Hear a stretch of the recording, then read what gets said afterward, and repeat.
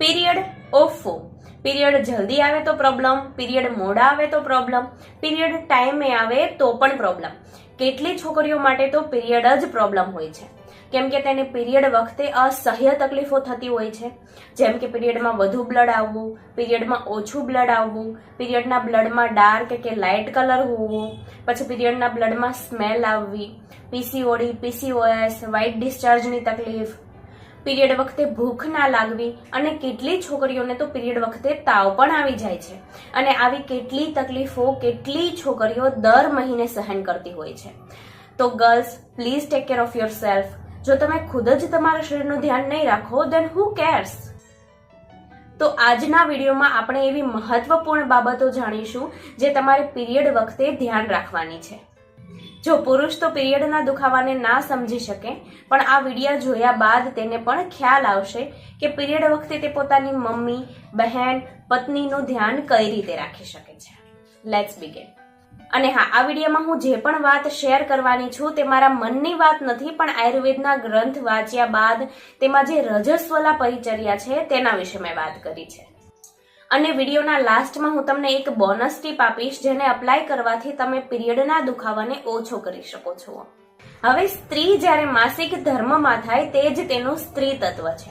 એક સ્ત્રીને માતા બનવા માટે માસિક આવવા ખૂબ જ આવશ્યક છે, તો જ તે એક નવા જીવનું સર્જન કરી શકે છે. અને આયુર્વેદમાં જેમ દિનચર્યા વિશે વાત કરેલી છે, એટલે કે આપણા ડેઇલી રૂટીન વિશે, જેમ ઋતુચર્યા વિશે વાત કરેલી છે કે આપણે કઈ ઋતુમાં શું ખાવું જોઈએ, તેવી જ રીતે રજસ્વલા પરિચર્યા વિશે વાત કરેલી છે. રજસ્વલા મતલબ માસિક ધર્મ ચાલુ હોય તેવી સ્ત્રી, અને પરિચર્યા મતલબ પાલન કરવું. તો આજે આપણે રજસ્વલા પરિચર્યામાંથી 6 બાબતો જાણીશું. નંબર 1, પીરિયડ વખતે બિલકુલ ના નહાવું. હવે તમને એમ થશે કે આ શું બોલે છે, પીરિયડ વખતે નાવાનું નહીં? Relax, let me explain you.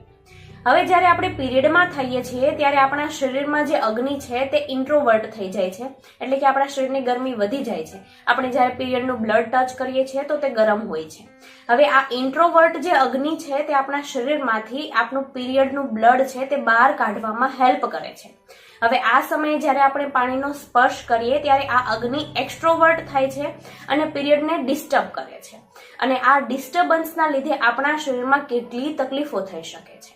તો આ પીરિયડના સમયે નહાવું નહીં, અને 4 થી 5 દિવસ સુધી હેરવોશ પણ ના કરવા જોઈએ. જો ગરમીની ઋતુ છે તો તમે ભીના રૂમાલથી સ્પંજિંગ કરી શકો છો.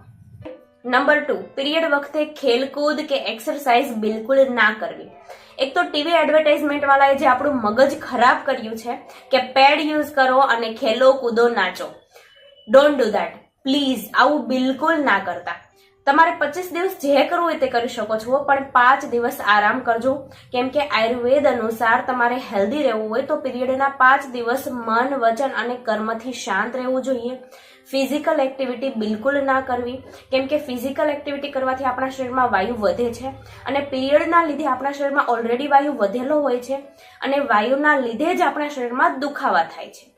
અને ખાલી ફિઝિકલ એક્ટિવિટીથી નહીં, પણ કોઈ પણ પ્રકારના મુવમેન્ટથી આપણા શરીરમાં વાયુ વધે છે. તો જો તમારે પીરિયડ વખતે દુખાવો સહન ના કરવો હોય તો આ 5 દિવસ આરામ કરવો. નંબર 3, પીરિયડ વખતે અગ્નિના કોન્ટેક્ટમાં ના જવું. કદાચ એટલે જ પહેલાના જમાનામાં રજસ્વલા સ્ત્રી માટે રસોડામાં જવાની મનાઈ હશે, કેમ કે આ સમયે અગ્નિના કોન્ટેક્ટમાં જવાથી છાતીની કે ગર્ભાશયની ગાંઠ થવાના ચાન્સીસ વધી જાય છે. જો તમારે ભવિષ્યમાં પોતાનું ગર્ભાશય ના કઢાવવું હોય તો આ વાતનું ધ્યાન જરૂર રાખો. નંબર 4, પીરિયડ વખતે ઓછું બોલવું કે જરૂર પૂરતું જ બોલવું. હવે આગળ આપણે વાત કરી કે પીરિયડ વખતે ઓલરેડી આપણા શરીરમાં વાયુ વધેલો હોય છે, અને ફિઝિકલ એક્ટિવિટીથી પણ વાયુ વધે છે, એટલે વધુ બોલવાથી, વધુ વાતો કરવાથી પણ આપણા શરીરમાં વાયુ વધે છે. અને વાયુ તો વધે જ છે, પણ સાથે સાથે આ સમયે આપણા શરીરમાં શક્તિ ઓછી હોય છે, અને બોલવાથી આપણા શક્તિનો ક્ષય થાય છે. એટલે ઓછું બોલવું, મૌન રહેવું, અથવા તો જરૂર પૂરતું જ બોલવું. નંબર 5, પેશાબ, ટોયલેટ કે ગેસને બિલકુલ ના રોકવા. કેટલી સ્ત્રીઓ શરમમાં ગેસ મળ મૂત્રને રોકતી હોય છે અને તેના જ લીધે કેટલી તકલીફો શરીરમાં થતી હોય છે. હવે આ વાતનું ધ્યાન ખાલી પીરિયડમાં નહીં પણ આ જીવન રાખવાનું છે કે તમારે કોઈ પણ પ્રકારના વેગને નથી રોકવાનો. જો તમે આ વેગને રોકશો તો તમે તમારા શરીરમાં એક મોટા રોગનો પાયો ખોદો છો તેવું જાણવું. નંબર 6, પીરિયડ વખતે સાદું ભોજન લેવું. કેમ કે પીરિયડ વખતે આપણી જઠરાગ્નિ મંદ હોય છે, એટલે કે આપણી પાચન શક્તિ ઓછી હોય છે, આપણું પેટ વ્યવસ્થિત પચાવી નથી શકતું, એટલે આપણે હળવું ભોજન એટલે કે સાદો અને સાત્વિક ઘરે બનેલું ભોજન ખાવું. રીલ્સ જોઈને જંક ફૂડ ખાવાની બિલકુલ જરૂર નથી અને તમારે ખાટું બિલકુલ નથી ખાવાનું. તમે ઘરે ગાયનું દૂધ, ગાયનું ઘી, પછી મગ, કેળા આવો સાદો આહાર લઈ શકો છો. હવે ફાઇનલી આપણે બોનસ ટીપની વાત કરીએ તો પીરિયડ વખતે આપણે મોસ્ટલી પેટમાં અને કમરમાં દુખાવો થતો હોય છે, તો એક્યુપ્રેશર થેરાપીમાં ગર્ભાશયનો પોઈન્ટ આપણા બંને હાથમાં વચ્ચેની 2 આંગળી વચ્ચે અહીંયા આવેલો છે. આ પોઈન્ટને તમારે આ રીતે પ્રેસ કરવાનો છે, અથવા તો આ પોઈન્ટ પર તમે વટાણો પણ લગાવી શકો છો. મેં આ રીતે પેપર ટેપની હેલ્પથી વટાણો લગાવેલો છે. આ વટાણાના લીધે અહીંયા એક્યુપ્રેશર થતું રહેશે અને કમરનો પોઈન્ટ બેક સાઈડ એટલે કે હાથમાં પાછળ આ બંને આંગળીની વચ્ચે અહીંયા આવેલો છે.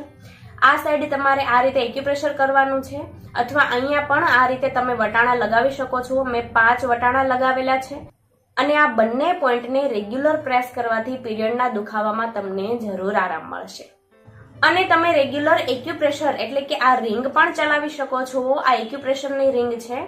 આ રિંગને તમારે 10 આંગળીઓમાં આ રીતે ચલાવવાની છે, જેથી બધા પોઈન્ટ થશે, એક્યુપ્રેશર થશે અને તમારું બોડી ઓટોમેટિક રિકવર થશે, તમે હેલ્ધી બનશો. આ રિંગને તમે ઓનલાઈન પણ ઓર્ડર કરી શકો છો અથવા તમે મારો કોન્ટેક્ટ પણ લઈ શકો છો. હવે લાસ્ટમાં વિડિયાને સમરાઇઝ કરી લઈએ. આપણે આજે એવી કઈ 6 બાબતો જાણી જે તમારે પીરિયડમાં ધ્યાન રાખવાની છે. નંબર 1, પીરિયડ વખતે નહાવાનું નથી. નંબર 2, પીરિયડ વખતે ખેલકૂદ કે એક્સરસાઇઝ નથી કરવાની. નંબર 3, પીરિયડ વખતે અગ્નિથી દૂર રહેવાનું છે. નંબર 4, પીરિયડ વખતે ઓછું બોલવાનું છે, જેટલી જરૂર છે તેટલું જ બોલવાનું છે. નંબર 5, પેશાબ, ઝાડા કે ગેસને બિલકુલ ના રોકવા. અને નંબર 6, પીરિયડ વખતે તમારે એકદમ સાદું અને સાત્વિક ભોજન કરવાનું છે. તો આ 6 વાતો તમે પણ કમેન્ટમાં લખો, જેથી મને ખ્યાલ આવે કે તમે વિડીયોને લાસ્ટ સુધી જોયો અને મારી મહેનત સફળ થઈ જાય.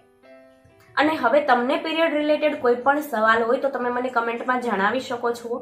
અને આ વિડીયોને બધા સાથે શેર કરો, પોતાના ફેમિલી અને ફ્રેન્ડ ગ્રુપમાં શેર કરો. અને આવા જ હેલ્પફુલ વિડીયો આગળ જોવા માટે આ વિડીયોને લાઇક કરો અને યુટ્યુબ ચેનલને સબસ્ક્રાઇબ કરો, જેથી મને પણ મોટિવેશન મળશે આવા વિડીયો વધુ બનાવવા માટે. Thank you for watching.